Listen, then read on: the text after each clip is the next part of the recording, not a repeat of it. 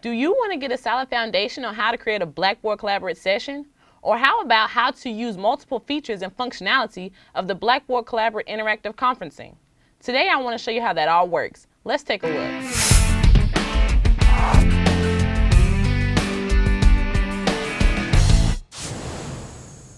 To create a Blackboard Collaborate session, you first want to log into your Blackboard account. Locate the course in which you'd like to create the session in. Scroll down and find the control panel on the left-hand side. Click Course Tools, then Blackboard Collaborate. Once you see the Blackboard Collaborate list page, click the Create Session button located underneath the purple Blackboard Collaborate symbol.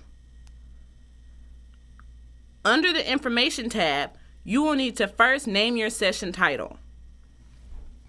Next, you want to pick a session type, a course type, which is only for students registered in that course, or a shared type, which is for all students registered in all of your courses at that time.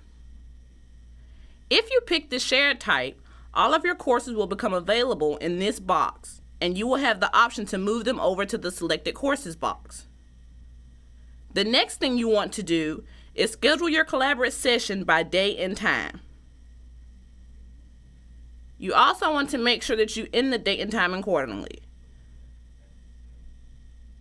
You have the option to do an early session entry, which will allow you to grant everyone permission to go into the Collaborate session earlier to make sure that they're settled in way before the start time.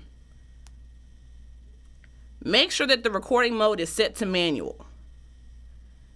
You have the option to have up to 6 talkers and 6 cameras used in your Collaborate session. Underneath that, you have multiple check boxes. These boxes are pretty much self-explanatory, but you can go in at any time and read them at your leisure. Next, scroll back to the top of the page and click the Participation tab. In this tab, you have the authority to restrict the students' access to the session and also to add them in as moderators if you choose. Your students' names will appear here in the Available Invitees box.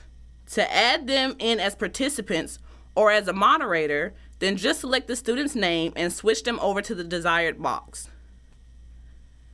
You also have the option to invite people to the session that is not enrolled in any of your courses. And to do that, you'll want to fill out the portion at the bottom asking for their name and email address. Once you've filled that out, that person will receive an email with a link that can click to join your created session. Once you're finished filling out the required information, click the Submit button. After you click the Submit button, a green box should appear at the top telling you that your session has been created successfully. If the box is red, then that means your session was not created successfully and that you will need to go back in and change the information that they detected was invalid. Once your Blackboard Collaborate session has opened, your screen will appear like this. The video feature of Blackboard Collaborate web conferencing enables you to transmit and receive video broadcasts with others in a session just by the click of a button. Your video will appear here in this black box. The audio feature enables you to participate in conversations during a Blackboard Collaborate web conferencing session using a microphone and speakers via Voice over Internet Protocol. The Participants panel is where you manage participants by granting and revoking their permissions, sending them to breakout rooms, and getting them input through polling. The Chat panel enables you to exchange text messages with others in the session.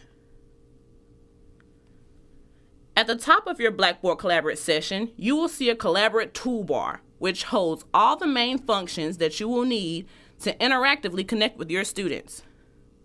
The first icon is the Whiteboard Mode button, which is used to present slides or as a work area where you and other session attendees can display images, write, or draw.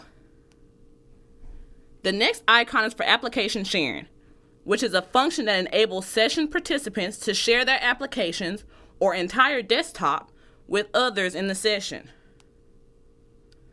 Next is the Web Tour feature. This enables session participants to share web pages with others in the session. To your far right is the Load Content button, which allows you to upload documents and annotate on them however you need to. The last icon is the Record button, which gives you the option to record a session and play it later by clicking on that provided link. We have just showed you how to create a Blackboard Collaborate session. We also gave you a brief description on the Blackboard Collaborate environment. We hope that this was of some assistance to you and that now you are able to go and create your own Blackboard Collaborate session. Be on the lookout for more Blackboard Collaborate videos. Thank you for joining us today on 10 for Tech. My name is Topez Mitchell, and remember, it's really not that hard.